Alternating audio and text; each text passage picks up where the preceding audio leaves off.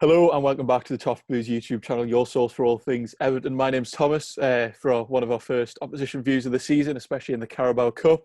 I'm joined today by Charlie Gregory from the Manchester Evening News. He's going to be our resident expert on Salford City. Of course, I don't know too much about them. I know various bits, definitely not enough to put together a coherent video kind of reviewing them though. So we've brought on Charlie today. He's going to tell us a bit more about the Salford reaction to the draw, of course, being a League Two side. Going to talk about a few danger men, and we'll definitely have to touch on Darren Gibson. But how are you doing? Thanks for coming on today. Yeah, thank you very much for having me. It's a pleasure to be here. So we'll just start off with what was the initial kind of reaction, because I know I do pay attention to kind of lower league clubs. In cup games, it's normally less about the quality of opposition, because you never really you're not expecting a cup run, but a draw against a big side is always good monetarily. However, of course, there will be no fans, so we'll definitely talk about that. But what was the kind of initial Salford reaction when the draw came out? Well, it's an interesting one because prior to the Rotherham game, Graham Alexander sort of said that the cup wasn't his priority this season. They weren't too bothered about it. It was more about getting out of League Two this season. But obviously, I think that probably changes now that you get the draw against Everton. Obviously, it's going to be a great test for Salford, a bit of a barometer to see how far they've progressed over the past couple of years or so. And I think without a doubt, it's probably the biggest club that Salford City have ever played in their entire history. I think it was probably Leeds last season in the same competition, and now it's a step higher with Everton. So it's going to be an interesting test for the club, and I think it's one that they'll probably be really looking forward to. Yeah, I think because obviously when you get into cup games like this, I mean, Everton fans know this too much. Away fans, home fans as well, at lower league clubs, they make a massive difference at the end of the day. We played Lincoln and we kind of struggled there. We played Millwall, really struggled there. How much of a disappointment really is it now that there will be no Salford fans there? So they kind of lose that element that has been the downfall of so many Premier League clubs in the past. I'm not too sure. I think obviously they'll be disappointed that they can't play in front of the fans, and Salford away from home are normally come in really good voice as well. But I think they'll be looking forward to the fact that they are away from home, because Salford tend to be better on a bigger pitch. Graham Alexander plays expansive football. It's a 4-3-3. The wide men really do push out wide to sort of help the attack. And Salford play at the Peninsula Stadium, and it's quite a narrow pitch. So the fact that they've got this tie away from home will probably be to their advantage. So they'll be disappointed that they can't have the fans there to sort of enjoy the spectacle, but the fact that they've got this away tie will probably be to their benefit, really. Yeah, and then speaking from an Everton perspective, our pre-season, we've played 2 games, played Preston North End, we played Blackpool, we had another one cancelled. Very short pre-season, of course, but we had the season last year that obviously got finished off. Of course, that didn't happen in League Two, for teams not in the playoff, etc. But how was Salford's kind of preparation been going in to this season? Because was it Exeter you played in the first game? Was that a draw as well? So Yeah. not a terrible result there, but how has the preparation really been in going into this? Well, funny enough that you mentioned Exeter, that was supposed to be their next game at the end of last season. So the season got called off mid-March, and the game after was supposed to be Exeter away. So it's quite funny that it's gone full circle and started Exeter at home. But no, the preparations this season, I think they'll be really happy with. Pre-season was full of games against higher opposition. They also played Preston, like Everton did. Played Accrington Stanley too, Lincoln. So they've had some really good tests in pre-season to see how far they've come. And I know Graham Alexander has been really sort of, he's paid tribute a lot to his players' sort of commitment to keeping fit across lockdown. They were given individualised fitness regimes, which they've all stuck to, and then come back into pre-season and really gone for it. And I think their recruitment, I know it might not sound like big signings for a Premier League club, but at a League Two level, the standard that they brought in is, well, it's going to make a big difference this season. They brought in some real high status players with a lot of pedigree. Ian Henderson's come from Rochdale. He was their captain, scored double figures each season in League One. Tom Clark was captain of Preston in the Championship before he came to Salford. Obviously, they've signed Jason Lowe, who used to play for Blackburn in the Premier League. So they've brought in big characters with a lot of experience under their belt. And I think that's the big thing as well, is the fact that they've brought in big characters. They brought in captains and leaders, and that's what Graham was looking for. So preparations for the season, I think it's gone pretty much how they would have wanted it to. Yeah, and you mentioned all the signs there. I mean, Salford, they're definitely a team that are used to kind of flying up the leagues. Of course, didn't get promoted last year. But is that the aim now for Salford this year? Is it maybe like, is it an expectation that they get promoted now? Yeah, I think so. I think it is an expectation, and I think they want to put that pressure on themselves. You know, they've got such high standards, and they want to keep flying through the divisions. And obviously, with this salary cap that's just come in, this is Salford City's final transitional year, which means that this is basically their final year where they can keep spending. Obviously, they can't spend all they want because it's not like a bottomless barrel, but this is the final year where they can really use those assets to really help them get through the division. So they've not brought in a lot of players, but they've brought in a lot of quality, and I think they think that this year it's got to be done. They were disappointed last season to finish 11th, but yeah, they're going to have to try and go one step better this year, and I think they're pretty unanimous in the fact that that's their goal. Yeah, and you kind of mentioned finances there, and something we have to talk about because obviously a lot of clubs did get affected by the cancellation of football. Of course, Salford probably less than most. They are blessed with money, of course, the class of '92. What was the kind of general effect that the lockdown really had on Salford? Was it particularly harshly felt, or was it a lot easier felt than maybe some other League Two clubs?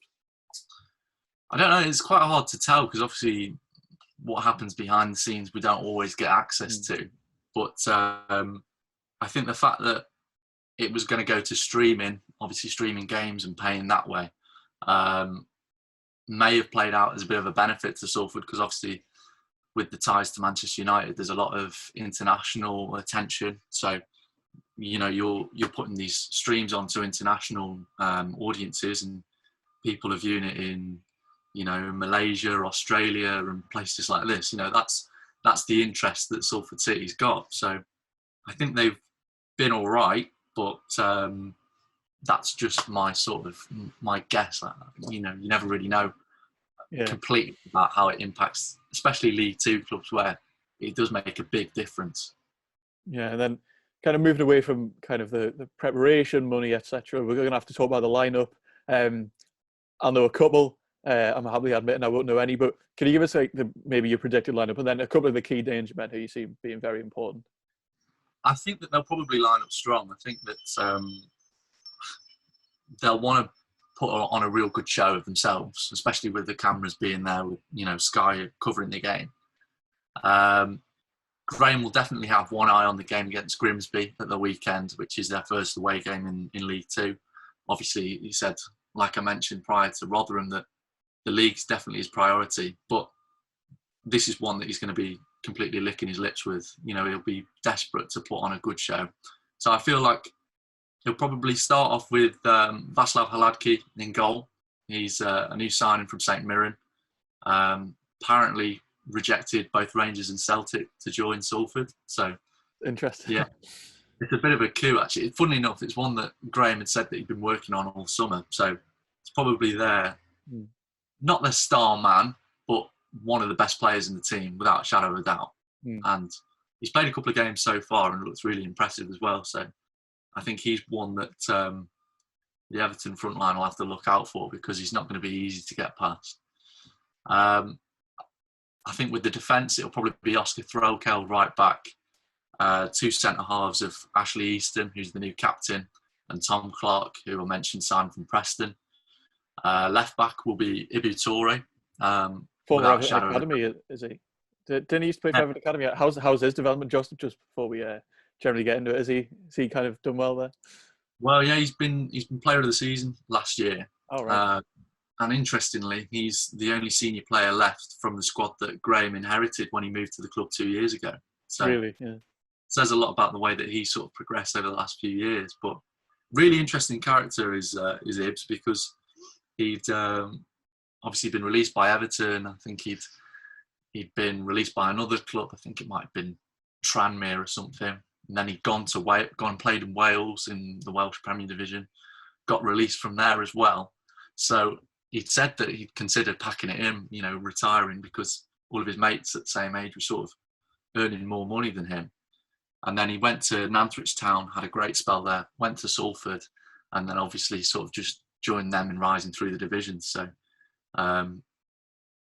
he'll sort of come pretty much full circle when he returns to Goodison Park on Wednesday. So I'm pretty sure that'll be a nice evening for him anyway. Yeah, and then another player that might return, I don't know if he will, but like midfield generally. Yeah, I think it'll be Darren Gibson. Brilliant. That's what everyone loves to see. You know what? He's been really impressive. He'd been training with the club for a long, long while before he'd actually signed. And I think he signed more out of necessity than anything, because they'd let another midfielder go in the January window. But ever since he's played and come in, he's had a real impact on the team. He's really shored up the middle of the park. He's protected the defence. And the thing is, he doesn't have to do much movement. It's just a case of breaking up the play, spreading the ball. It's what Darren Gibson does. And at League Two, he's quality. He's going to have an impact on the game. Maybe not playing against an Everton side where might have Alan Decore and James Rodriguez, but he's been impressive so far. He's only played a handful of games, so the big question is whether or not he's going to be able to do that over the course of an entire season. But so far, the signs have been pretty impressive. So he'll probably be in a sort of a number 6 role, as like the holding midfielder in a midfield 3. And I expect maybe Richie Towell on the right of him and Jason Lowe in the middle. Obviously, 2 pretty well-known players, I think you could say, in the lower sort of echelons of the Football League. Richie Towell obviously came from, I think it was Brighton when they first signed him, so he'd come from a Premier League club. And obviously Jason Lowe was released by Bolton, but used to play for Blackburn in the Premier League. So 2 players with plenty of experience who'll help coming up against a Premier League midfield, I think. I think it's between Richie Towell and Ash Hunter, though, who might start as that almost third man in midfield, be alongside Lowe and Gibson. Hunter is sort of a wide man, but he's been deployed in a sort of midfield role so that he can sort of have that creative link from midfield to help with the front 3.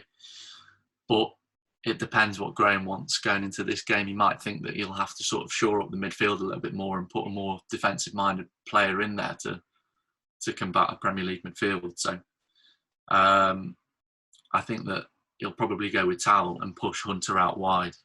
So going into the forward 3, I think he'll probably go for something on the lines of maybe Ashley Hunter on the left, Brandon Thomas-Asante on the right, and probably Ian Henderson up front.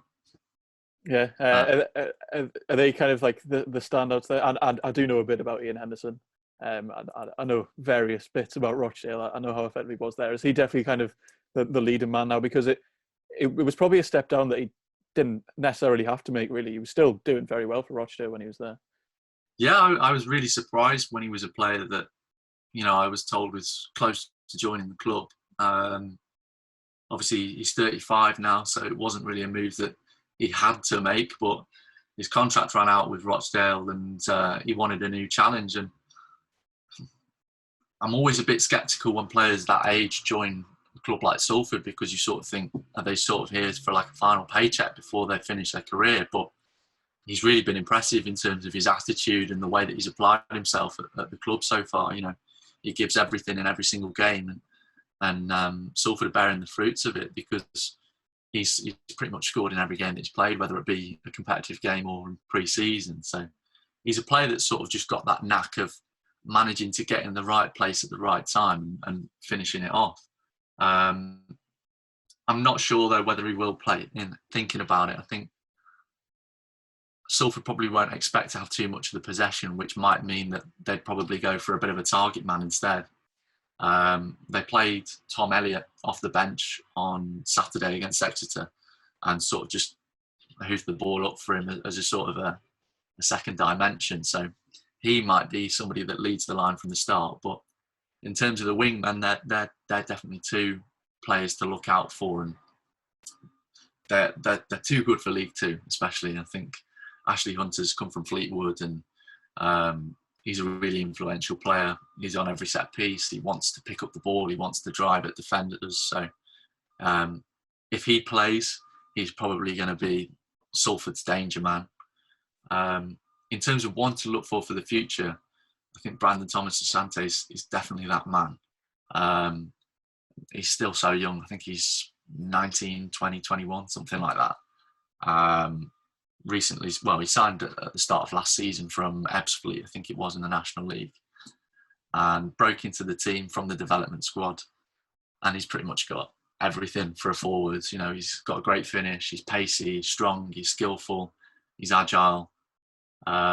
So he's not really started. He hasn't started the 2 games so far this season. So I have a feeling that he might be thrown in at the deep end and sort of see how he fares against, the Toffee's back line.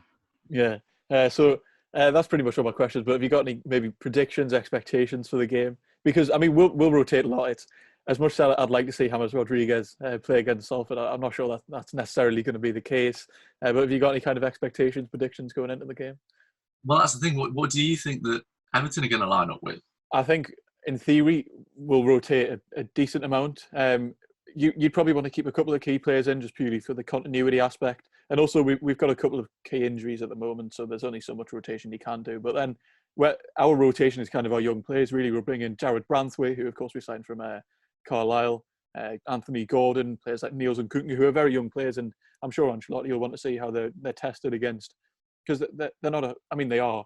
They're decent. They can play in the Premier League, is what we saw for Branthwaite and Gordon last year. But I'll definitely be interested to see how they perform against a lower league side. I mean, of course, I'm expecting a win. For us, this has to be an opportunity that we take, really, especially for other clubs in the league. Having European football, probably not going to look at the Carabao Cup as a major competition, but I'm expecting a win. What are your kind of predictions going into it? Well, I think I'd be an absolute madman to disagree with you, especially coming onto an Everton fan channel. But I think, do you reckon there might be a couple of your Theo Walcotts or maybe even Yannick Bolassis playing? I'd imagine we'll see Theo Walcott. I'm not sure we'll see Yannick Bolassi. I think I'll be disappointed to see Bolassi purely because I'd much rather play, young Anthony Gordon on the left instead of a Bolassi, because we know what Bolassi can do, and we know it's not very good, so there's not much point in watching that again. But could be an interesting one against lower league, as I mentioned. But I really hope we don't see Bolassi. Nice lad, but I'd rather see a young player come in instead. Yeah. I think it will be a tough game for Everton. I feel like, especially given how well you play against Tottenham, it's almost like you're at your most vulnerable after a good result and a good performance. So maybe, and I'm saying maybe as in Carlo Ancelotti, Champions League winner, underestimates Salford City, but I think they might be surprised. I think if they think this is just some other League Two opposition who played and finished 11th last season, then they might get a tougher test than they actually expect. If Salford do line up strong, then it'll be a tough test, I reckon, because, like you say, it's going to be your youngsters against players like Darren Gibson, who might now be playing in League Two, but they've got that experience and know-how in these big games. So I don't think it's a foregone conclusion that Everton will walk away with it, depending on the lineups, that is. But yeah. I think it's going to be a really interesting spectacle, and I'm just really looking forward to going and sitting in Goodison Park and watching it now. Of course, yeah. Well, you will have gone to Goodison Park more than any of us, to be fair, because obviously we're not allowed anywhere. Anyway, I think definitely if someone told us maybe 2 or 3 years ago that Carlo Ancelotti would be managing a game against Salford City, I'm not sure anyone really would have believed you given a couple of years ago. I was just thinking this a second ago. Obviously, Salford played Manchester United in the EFL Trophy, the under-21s, the other day. I know it's the under-21s, but to say that Salford have played a Manchester United side and then an Everton team within 2 weeks of each other, I mean, 2020 has got to be some sort of simulation. It's ridiculous. Yeah.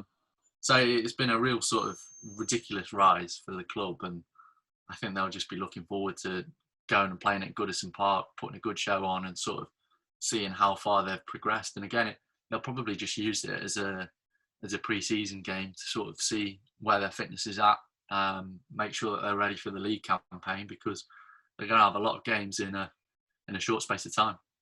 Yeah, so there you have it. Thank you very much for coming on. That was a very good insight into a team I don't know much about. Thank you all very much for watching. Definitely go and check out Charlie's social media if you want to learn a bit more about Salford before the game, and I'd imagine there'll be reaction to it. Let's hope it's positive for Everton and not Salford. But I mean, stranger things have happened. But we'll have to see how it goes. So thank you very much for watching. Check all the Toffee social media and join us next.